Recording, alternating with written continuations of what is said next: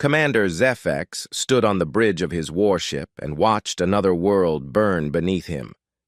The orange flames spread across the cities of Veltos Prime like hungry insects eating everything in their path. This was the 17th world he had conquered for the Catharian Empire, and it felt no different from all the others. The Veltos people had fought well enough in their own simple way. They had decent ships and brave soldiers, but they lacked the advanced technology that made Catharian victory certain. When their defenses crumbled and their government saw the futility of continued resistance, they had done what every intelligent species did when faced with overwhelming force. They surrendered. ZFX turned away from the burning planet and walked to his command chair. His crimson armor bore the marks of many campaigns, and his reputation among the Empire's enemies was well earned. He was known as the Silent Death because his fleets struck without warning, and his victories came swift and clean, no unnecessary destruction and no pointless cruelty. War was a tool of policy, not a playground for sadists. His aide approached with a datapad containing new orders from the High Command. ZFX read through the information with practiced efficiency. Another species had violated Imperial territory. Another conquest was required.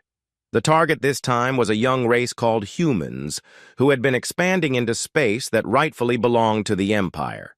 The intelligence report made for boring reading. Humans were a primitive species from a backwater system called Sol. They had only recently developed faster-than-light travel, and their military technology was laughably outdated. Their largest ships were barely half the size of a Catharian cruiser, and their weapons were crude kinetic projectiles and simple energy beams. The report estimated that a standard Catharian battle group could subdue the entire human fleet within days. ZFX found himself almost disappointed. After the challenging campaign against the crystal cities of Nexus Prime, he had hoped for a more interesting opponent.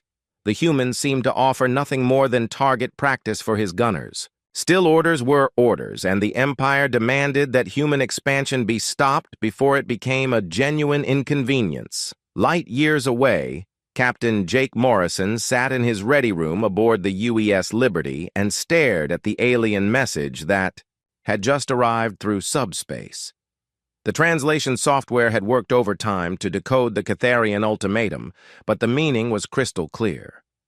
Humanity had 72 hours to withdraw all ships and installations from the Kepler 442 system or face the consequences.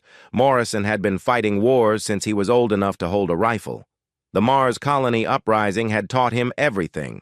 He needed to know about impossible odds and desperate struggles.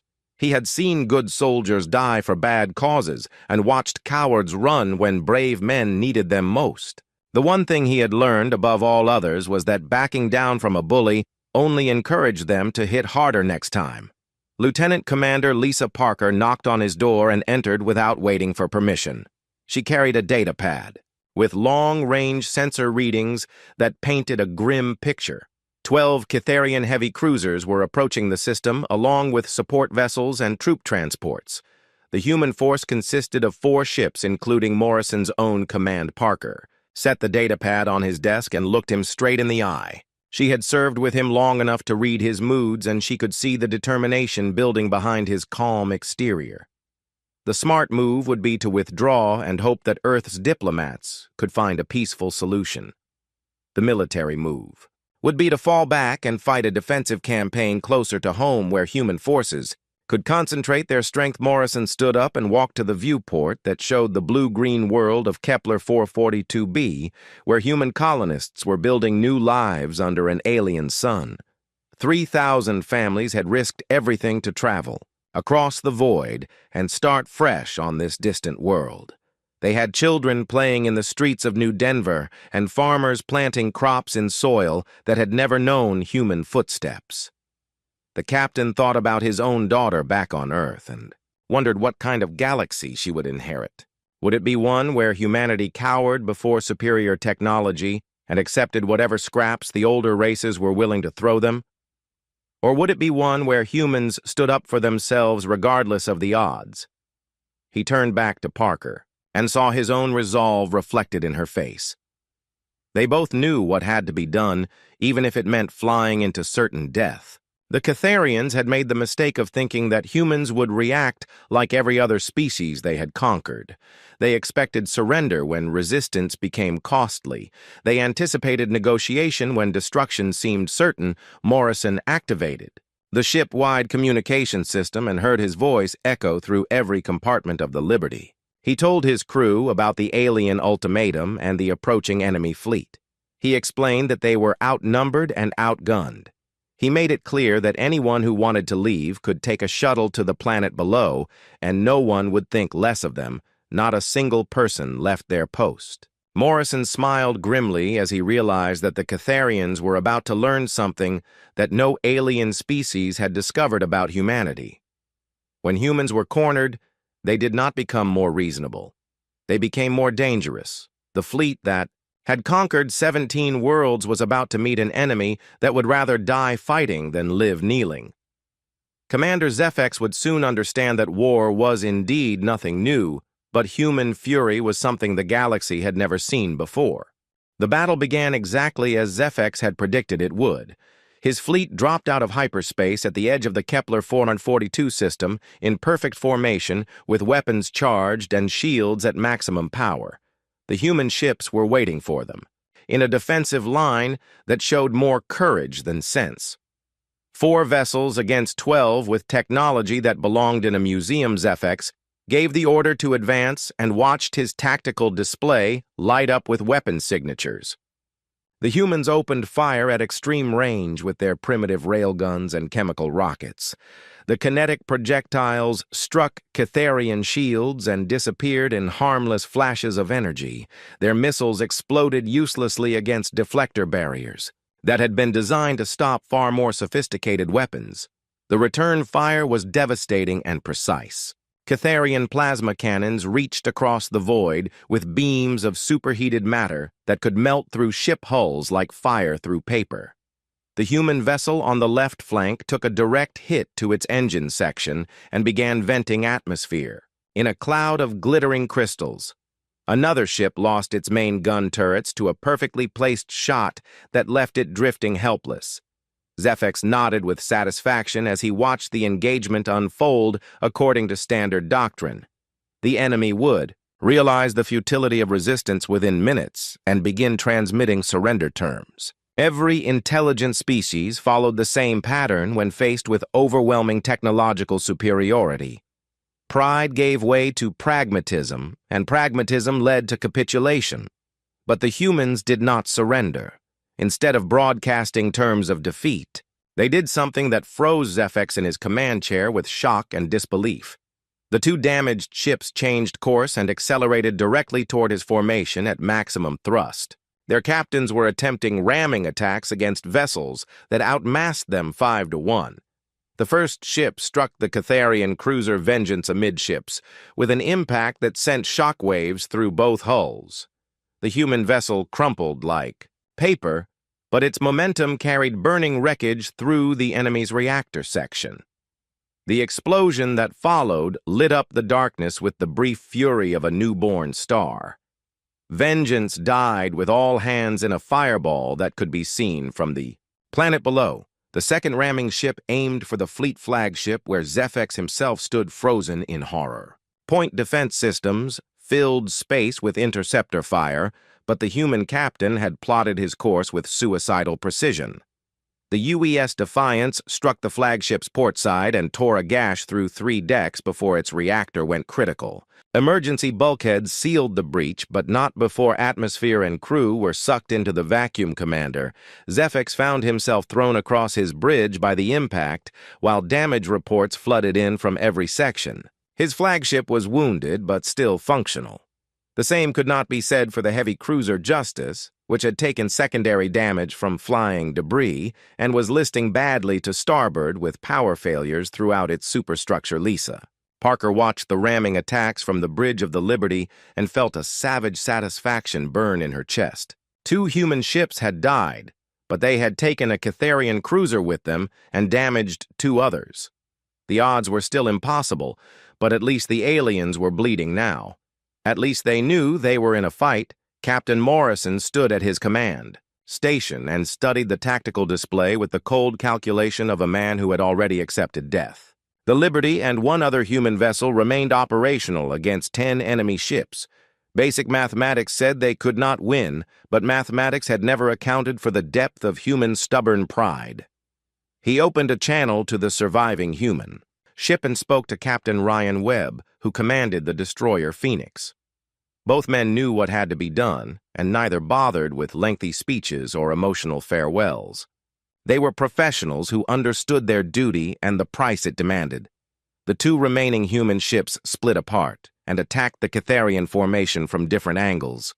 The Phoenix went high while the Liberty dove low in a maneuver that forced the enemy to divide their fire. Plasma beams lashed out in all directions as Catharian gunners struggled to track two fast-moving targets that refused to fight by conventional rules. Morrison ordered all power diverted to engines and weapons. Life support could wait, and artificial. Gravity was a luxury they could no longer afford. The Liberty shuddered as its overloaded reactors pushed it to speeds that made the hull groan with stress.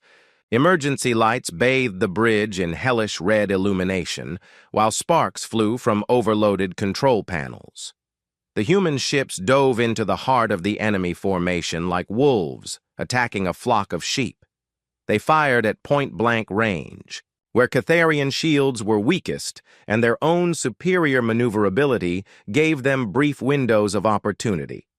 The Phoenix managed to gut a destroyer with a lucky shot before return fire turned it into expanding plasma. Morrison felt his ship shudder as plasma beams found their mark and began eating through the hull. Bulkheads failed and compartments decompressed, but still the Liberty fought on with the desperate fury of a cornered animal. Human engineering crews worked miracles to keep weapons online, while Marines prepared for boarding action that might never come. Zephex watched the impossible battle unfold on his screens and tried to understand what he was seeing. These humans fought like no enemy he had ever encountered. They became more dangerous as they took damage and more aggressive as their situation became hopeless. Death seemed to inspire them rather than frighten them into surrender. The Liberty finally succumbed to overwhelming firepower, but not before inflicting damage on 3 more Catharian vessels. Its reactor containment failed in a controlled overload that Captain Morrison triggered manually from his burning bridge. The explosion was smaller than the earlier ramming attacks, but still powerful enough to cripple a nearby enemy cruiser. When the shooting finally stopped, Zephex found himself staring at a battlefield littered with wreckage from both sides. His fleet had won, but at a cost that made victory taste like ashes in his mouth. 3 cruisers destroyed and 5 more damaged against an enemy force that should have been swatted aside like insects. The silence on the Catharian bridge was broken, only by the soft beeping of emergency systems and the distant sound of repair crews working to patch hull breaches. Zephex looked around at his surviving officers and saw his own confusion reflected in their faces. They had just witnessed something that military doctrine said was impossible. An enemy that fought harder when losing and became more dangerous when wounded.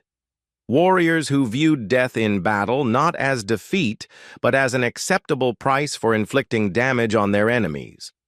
Zephex realized with growing dread that he had just encountered something far more dangerous than superior technology or overwhelming numbers. He had met an enemy that simply would not quit. The victory celebration on the Catharian homeworld was the quietest in living memory. Fleet Admiral Koreth stood before the High Council and delivered his report on the Kepler 442 campaign with none of the usual pride that accompanied successful conquests. 3 heavy cruisers destroyed and 5 more requiring months of repair work, all to defeat 4 primitive human vessels that should have been swept aside in minutes. The casualty reports made even worse reading. Over 2,000 Catharian warriors, dead including some of the Empire's most experienced ship commanders. The humans had lost perhaps 300 crew members total, but they had made every death count in ways that defied conventional military thinking. No species in galactic history had inflicted such disproportionate losses. While facing impossible odds, Dr. Alex Grant arrived at the battlefield 3 days after the shooting stopped. His research vessel had been following the human expansion into disputed space, and he wanted to study the wreckage before salvage teams cleared it away. What he found among the drifting debris changed his understanding of human nature forever. The hulks of human ships showed evidence of modifications that should have been impossible to implement during combat. Cargo compartments had been converted into improvised weapons bays. Life support systems had been rerouted to provide extra power to gun batteries. The humans had literally rebuilt their vessels while fighting for their lives. Grant examined the remains of the UES Defiance and found that its crew had welded additional armor plating to critical systems using materials stripped from their own quarters. They had sacrificed comfort and safety for a few extra minutes of combat effectiveness. The bridge showed blast damage from a plasma hit that should have killed everyone instantly, but the command crew had somehow continued fighting for another 20 minutes. The most disturbing discovery came when Grant accessed the ship's final data logs. Captain Webb had recorded a message for his family just before ordering the ramming attack that destroyed his ship and a Catharian cruiser. His voice was calm and steady as he explained that dying for Earth was better than living under alien rule. The recording ended with him singing an old human song about freedom that Grant found hauntingly beautiful. Commander Zephex spent 2 weeks in a medical bay having his injuries treated and his mind examined by Catharian psychiatrists. The doctors assured him that his reaction to the battle was normal given the unprecedented nature of human tactics. No Catharian officer had ever faced an enemy that fought with such reckless disregard for their own survival. The official reports described human behavior as tactically unsound and strategically counterproductive. Military analysts noted that the heavy casualties made human victory impossible, regardless of their temporary success at inflicting damage. But Zephex knew something that the analysts missed. The humans had not been trying to win in any conventional sense. They had been sending a message to the entire galaxy. A declaration that attacking humanity would cost more than any rational species was willing to pay. The 4 ships at Kepler 442 had died to ensure that future battles would be fought on human terms rather than alien ones. Colonel Sarah Davis had been the senior officer aboard the destroyer Phoenix when plasma fire finally overwhelmed her ship's defenses. She survived the destruction of her vessel only because she had been sealed in an armored compartment when the hull split open. Catharian rescue teams found her floating in an escape pod 18 hours after the battle ended. The interrogation sessions that followed gave Catharian intelligence their first real insight into human psychology. Davis answered their questions with a directness that left her captors deeply uncomfortable. She explained that humans had evolved on a world where everything tried to kill them. Predators and diseases and natural disasters had forged a species that thrived on adversity. When asked why humans fought so desperately against hopeless odds, Davis smiled for the first time since her capture. She told them about the children playing in the streets of New Denver and the farmers planting crops in alien soil. She described the hope in their eyes when they looked up at the stars and dreamed of the future their species might build among them. The Catharian interrogators pressed her for technical information about human military capabilities. But Davis kept bringing the conversation back to family and home and the dreams that made life worth living. She spoke of her own daughter back on Earth and the world she wanted to leave for the next generation. A world where humans could walk tall among the stars instead of crawling in the shadows. Her final statement to the Intelligence Committee became legendary among both species. When asked what would happen if the Catharian Empire decided to invade human space directly, Davis looked each alien official in the eye and delivered her answer with quiet conviction. She told them that every human world would fight like Kepler 442. Every ship would ram rather than surrender. Every soldier would choose death before dishonor. The implications of her words sent shockwaves through the highest levels of Catharian government. Military planners began calculating the cost of conquering human space, and the numbers were sobering. If every human system fought like Kepler 442, the Empire would lose its entire fleet before reaching Earth. The financial cost alone would bankrupt the Imperial Treasury intelligence reports from human space, painted an even more disturbing picture. News of the battle had spread through their colonies like wildfire, and the reaction was not despair, but rage. Human military recruitment had increased by 300%. Civilian shipyards were converting cargo vessels into warships using technology that prioritized firepower over crew survival. Admiral Korath found himself in the unprecedented position of recommending caution to the High Council. The humans were clearly inferior in terms of technology and numbers, but they possessed something far more dangerous. They had the will to pay any price for freedom and the courage to make their enemies pay an even higher price for conquest. Debate that followed split the Catharian leadership between hawks who demanded immediate invasion and doves who urged diplomatic solutions.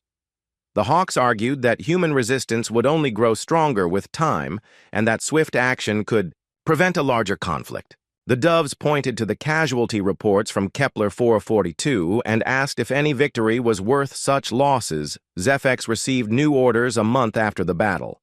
He was promoted to fleet admiral and given command of the largest invasion force in Catharian history. His mission was to break human resistance once and for all by striking directly at their core systems. The High Council wanted humanity crushed before their example could inspire other subject races to rebellion. As his new flagship left the shipyards, Zefex studied intelligence reports about human military preparations and felt a chill that had nothing to do with the ship's climate control. The humans were not preparing to defend their worlds in any conventional sense. They were preparing to make conquest so costly that the Empire would never attempt it again. He thought about Colonel Davis and her quiet certainty that humans would never surrender. He remembered the ramming attacks that had turned certain victory into Pyrrhic success. Most of all, he wondered what other surprises humanity might have waiting for him in the darkness between the stars. The Empire had awakened something that it did not understand and could not control. War was indeed nothing new, but human fury was about to teach the galaxy lessons that no species would ever forget. Admiral Nathan Cross stood in the war room beneath New Geneva and watched as tactical displays showed the approaching Catharian invasion fleet. 60 ships, including some of the largest vessels ever built by the alien empire. Against this armada, Earth could field perhaps 20 warships and twice as many converted civilian craft. The numbers were even worse than Kepler 442, but Cross was smiling. The recordings from the first battle had changed everything humanity thought it knew about galactic warfare. The aliens had superior technology, but they fought like civilized beings, who valued their own lives. They retreated when losses became unacceptable and surrendered when victory seemed impossible. Humans had no such limitations. Cross turned to address the assembled officers who represented every branch of human military service. Marines and Navy personnel stood beside pilots and engineers, while behind them sat the civilian leaders who had voted for total war rather than negotiated surrender. The decision had been unanimous despite the cost everyone knew it would demand. The Admiral began his briefing with a simple statement that would define human strategy for the coming campaign. If they could not match alien technology, they would compensate with tactics no sane species would attempt. Every ship would carry boarding parties trained for suicide missions. Every weapon would be designed to inflict maximum damage regardless of crew survival. Every battle would be fought as if the fate of humanity depended on its outcome. Lieutenant Ben Taylor listened to the briefing from his position near the back of the room. He commanded a squadron of converted cargo haulers that had been fitted with ramming spikes and overloaded reactors. His crews were all volunteers who understood that their mission had no provision for retreat or rescue. They would ram enemy vessels and die in the explosions that followed. The transformation of human military doctrine horrified outside observers. but it reflected a fundamental truth about the species. Humans had evolved from persistence hunters, who chased prey across vast distances until exhaustion made the kill inevitable. They applied the same relentless pressure to warfare and would rather die fighting than accept defeat. Captain Laura West commanded one of the few purpose-built warships in the human fleet. The UES Vengeance had been constructed using lessons learned from Kepler 442 and incorporated design features that prioritized firepower over crew protection. Her mission was to lead the first wave of human raiders against Catharian supply lines. The raids began 3 months before the main invasion fleet reached human space. West and her volunteers struck at isolated outposts and convoy routes with a precision that suggested months of careful planning. The attacks were brutal and effective, but what disturbed Catharian commanders most was the complete absence of any escape plan. Human raiders fought until their ships were destroyed or their objectives were achieved. Prisoners were rare because human crews preferred death to captivity. The few survivors who were captured spoke of duty and honor and sacrifice with a fervor that bordered on religious devotion. West's final mission took her squadron deep into Catharian territory, where they targeted a major supply depot that fed 3 different invasion fleets.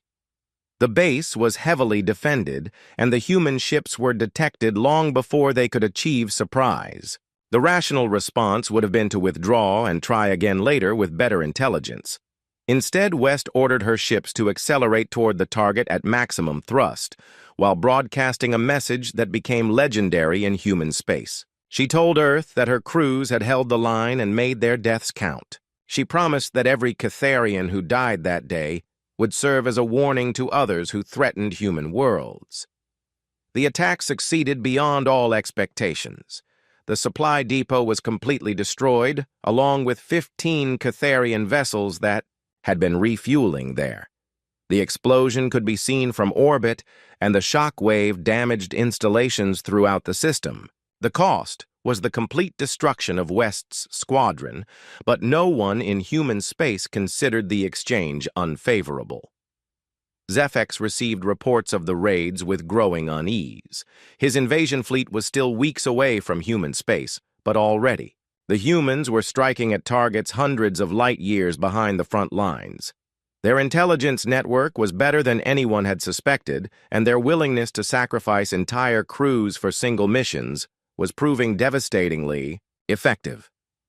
The Catharian supply situation became critical as human raids targeted every vulnerable installation within reach. Convoys required massive escorts that reduced the forces available for the main invasion. Repair facilities were destroyed faster than they could be rebuilt. Most disturbing of all, the humans seemed to have an unlimited supply of volunteers willing to die for their cause. Intelligence reports painted an increasingly grim picture of human preparations for the coming invasion. Every colony world had been turned into a fortress with civilian populations trained for guerrilla warfare. Ships that could not fight had been converted into mobile bombs designed to ram enemy vessels. Even medical facilities had been militarized to serve as command centers if the main bases were destroyed. Dr. Helen Ross had been studying Catharian psychology for years before the war began. Her research into alien behavior patterns had made her one of Earth's leading experts on enemy capabilities and weaknesses. When she was captured during a failed intelligence mission, the Catharians thought they had gained valuable insight into human planning. The interrogation sessions revealed more about Catharian nature than human secrets. Ross explained to her captors that they fundamentally misunderstood what they were fighting. The humans were not a military force in any conventional sense.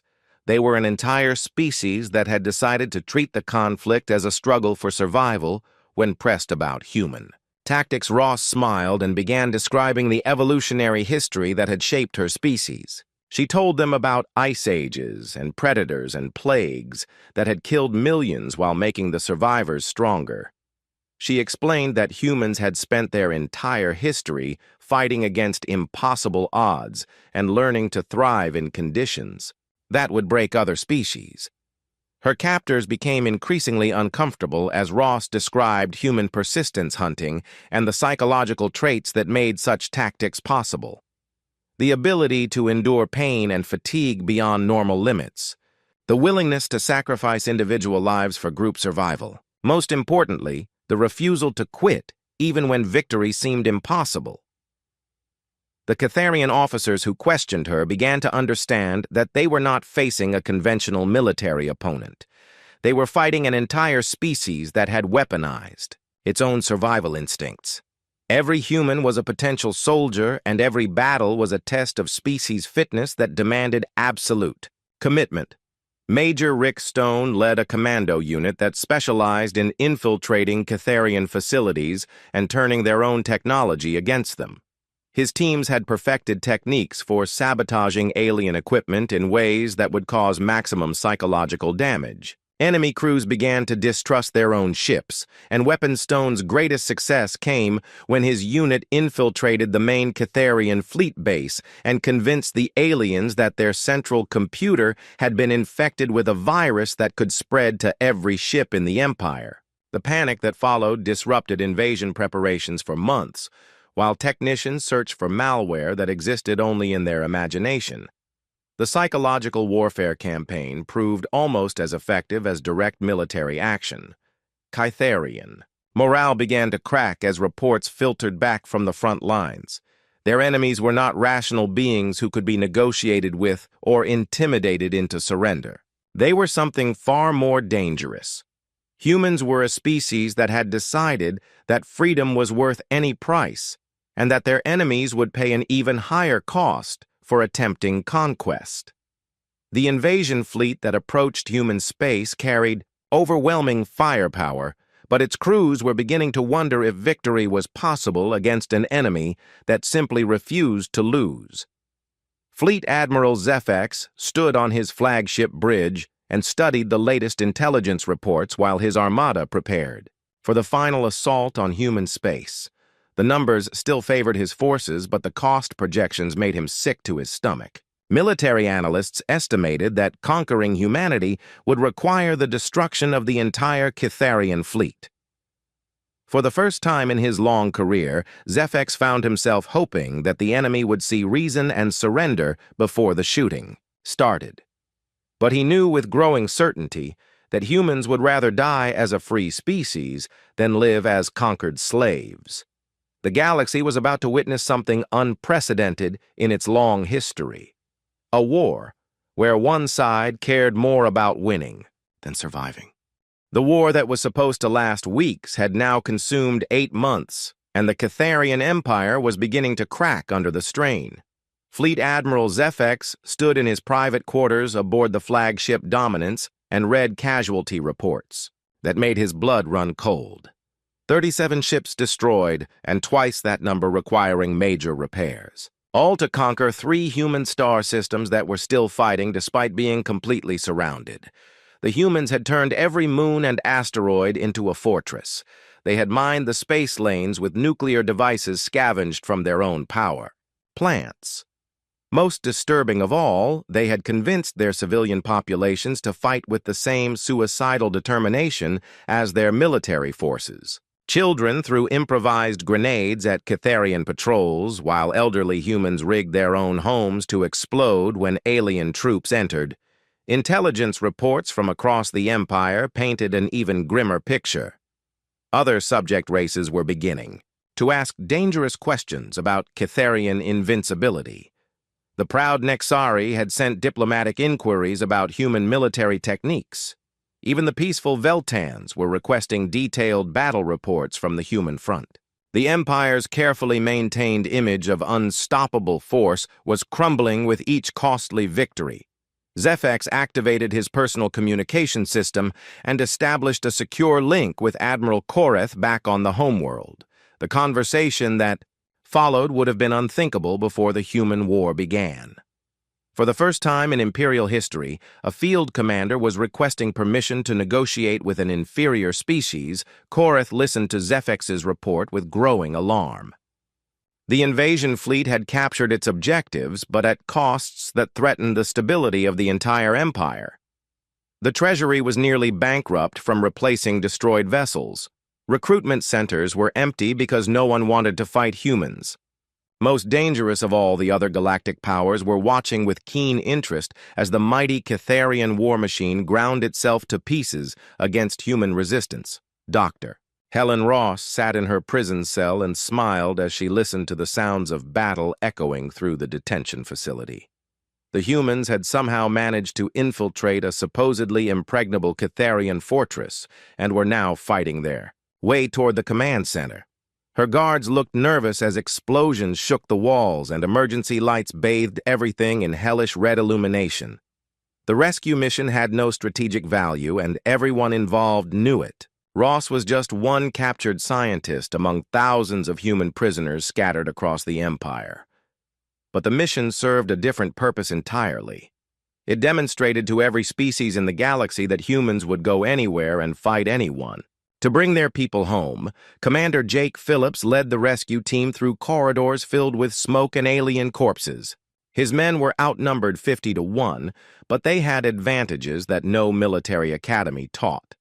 They were fighting for something more important than territory or resources.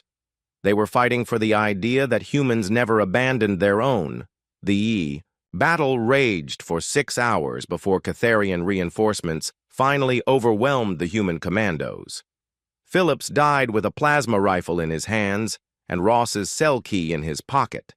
The rescue had failed, but its impact rippled across the galaxy, like seismic shockwaves. No other species had ever attempted such a mission, and none would have succeeded as completely as the humans had. Ross found herself summoned before the Catharian High Council to explain human behavior to leaders who were beginning to question everything they thought they knew about warfare. She looked around the magnificent chamber with its soaring architecture and priceless artwork and felt only pity for the beings who had built it. The questions came in a steady stream as alien officials tried to understand what made humans different from every other species they had conquered. Ross answered each inquiry with patient honesty that left her audience increasingly uncomfortable. She explained that humans did not fight to preserve what they had, but to secure what they might become. When asked about human casualty rates and their apparent disregard for military losses, Ross laughed softly and began describing the mathematics of survival that had shaped her species. She told them about wars where entire generations had died to secure freedom for their children. She spoke of sacrifices made not for immediate gain, but for distant possibilities that might never be realized. The alien officials pressed her for details about human military doctrine and strategic planning, but Ross kept returning to the fundamental truth that they refused to accept. Humans were not fighting a war in any conventional sense. They were defending their right to exist as a free species and would pay any price to secure that freedom. The session ended when Ross delivered a statement that would haunt the Catharian leadership for generations to come. She told them that every species in the galaxy would eventually face the same choice that humanity faced now. They could live as subjects of a greater power, or they could fight for the right to determine their own destiny. Major Rick Stone stood in the ruins of what had once been a Catharian command post and surveyed the aftermath of his latest operation. His commando teams had perfected the art of psychological warfare to a degree that would have impressed ancient human generals. They no longer just destroyed enemy installations. They made the destruction so horrific that other Catharian units would refuse to occupy similar positions. The latest attack had involved convincing a garrison that their own computer systems were plotting against them. Stone's hackers had programmed the base's environmental controls to create subtle but persistent malfunctions that drove the alien crew to the edge of paranoia. When the actual assault began, the defenders were so rattled that they fired on their own support troops. Stone's methods were spreading throughout the human resistance as word spread about their effectiveness. Catharian forces were beginning to distrust their own equipment and question orders from their own commanders. The psychological damage was proving more devastating than physical destruction because it could not be repaired with spare parts and technical manuals. General Matt Harrison commanded the human forces, preparing for what intelligence suggested would be the final Catharian assault on Earth itself. His troops were outnumbered and outgunned, but they possessed something that money could not buy and technology could not replicate. They had the absolute certainty that they were fighting for everything that made life worth living. Harrison's plan was simple and terrifying in its implications. If the Catharians wanted Earth, they would have to fight for every meter of space. From the outer planets to the homeworld itself, every asteroid belt would be mined. Every moon would be fortified. The enemy would pay such a price for victory that the entire galaxy would learn to leave humanity alone. The preparations were unlike anything seen in galactic history. Civilian volunteers worked alongside military engineers to turn the solar system into the deadliest trap ever constructed. Nuclear warheads were hidden in seemingly harmless cargo containers. Hospital ships were converted into missile platforms. Even the orbital habitats around Mars were rigged to ram incoming vessels. News of Earth's preparations spread throughout human space and beyond. Other species watched with a mixture of awe and horror as an entire star system prepared to commit suicide rather than accept conquest. The Catharian Empire had awakened something that it could not control and did not understand. Admiral Nathan Cross received the final intelligence reports about Catharian fleet movements and felt a grim satisfaction settle in his chest. The enemy was coming in overwhelming force, but they were no longer the confident conquerors who had first threatened human space. They were a battered and demoralized force that had learned to fear the species they had once dismissed as primitive. The battle for Earth would decide more than the fate of humanity. It would determine whether the galaxy remained under the control of established powers or whether new voices would be heard among the stars. Cross looked out at the blue world below and made a silent promise to every human who had ever lived.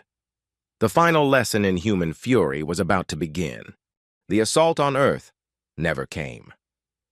Fleet Admiral Zephex received the recall order as his armada gathered in the outer solar system and felt a mixture of relief and shame that would haunt him for the rest of his life. The Catharian High Council had made the unprecedented decision to negotiate with a species they had been unable to conquer through force of arms. The diplomatic summit took place on a neutral space station orbiting between human and Catharian territory.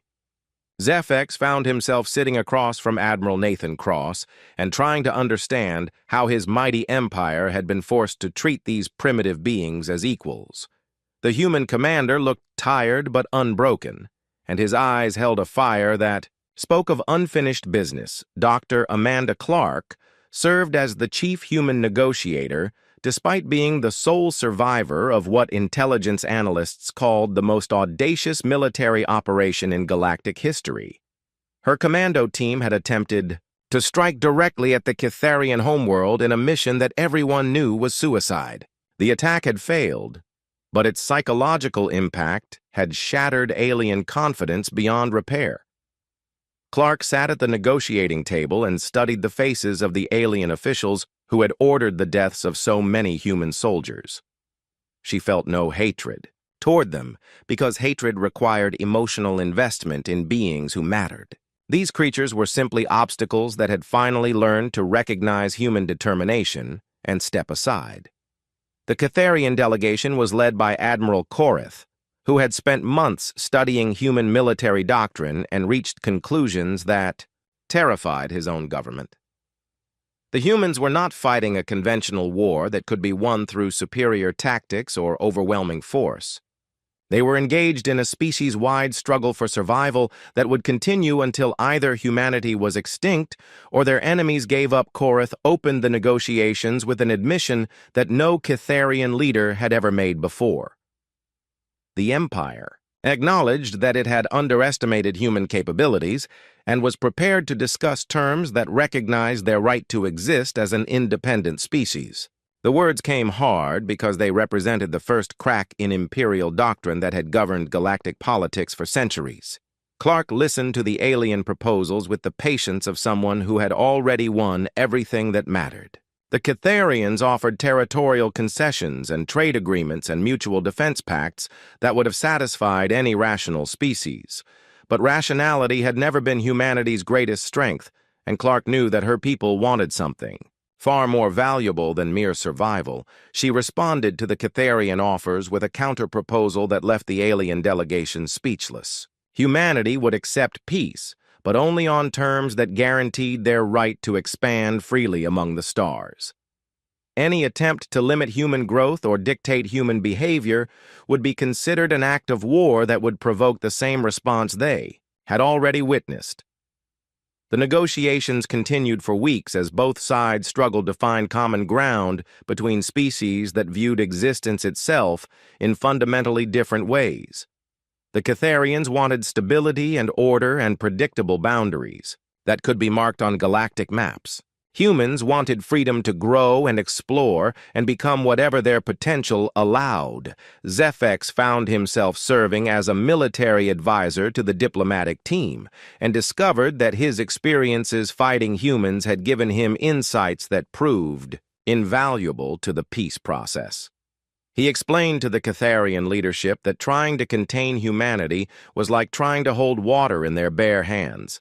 The harder they squeezed, the faster it would slip through their fingers. The breakthrough came when Clark made a statement that reframed the entire conflict in terms that both species could understand. She told the assembled delegates that humans were not seeking to conquer anyone or build an empire that would threaten galactic stability. They simply wanted the right to exist without asking permission from species that claimed authority over the stars themselves. The final treaty established principles that would govern human expansion for generations to come. Humanity received recognition as a sovereign species with the right to colonize any unoccupied system within reasonable distance of their existing territory. In exchange, they agreed to respect the territorial claims of other species and submit disputes to arbitration rather than military action. But the most important clause of the treaty was one that both sides understood without needing to write it down. The Catharian Empire agreed never again to threaten human existence because they had learned the price of awakening a species that would rather die fighting than live in chains. Dr. Helen Ross was released as part of the prisoner exchange that accompanied the peace negotiations. She returned to human space with stories that became legend among her own people and cautionary tales among former enemies. The aliens had tried to understand human nature through interrogation and analysis, but they had only discovered how little they knew about the forces that drove their new neighbors. Ross spoke at universities and military academies about the psychological differences that had shaped the conflict. She explained that humans had evolved as persistence hunters who succeeded through endurance rather than raw power. They applied the same relentless pressure to warfare and would chase their enemies across the galaxy if necessary to secure victory. Peace that followed was unlike any in galactic history because it was based on mutual respect rather than submission by the weaker party. The Catharians had learned that some species were too dangerous to conquer and too valuable to destroy. Humans had proven that technology and numbers meant nothing against absolute determination. Captain Ryan Webb commanded the first joint human-Catharian patrol vessel to monitor the new border between their territories. His ship carried crews from both species who worked together with the awkward cooperation of former enemies who had learned to respect each other's capabilities. The aliens admired human courage while humans appreciated Catharian technical expertise. Webb often stood on his bridge and reflected on the war that had changed everything both species thought they knew about themselves and each other. The Catharians had discovered that their empire was not invincible and that some victories cost more than defeat. Humans had learned that they could stand as equals among the ancient races that ruled the galaxy.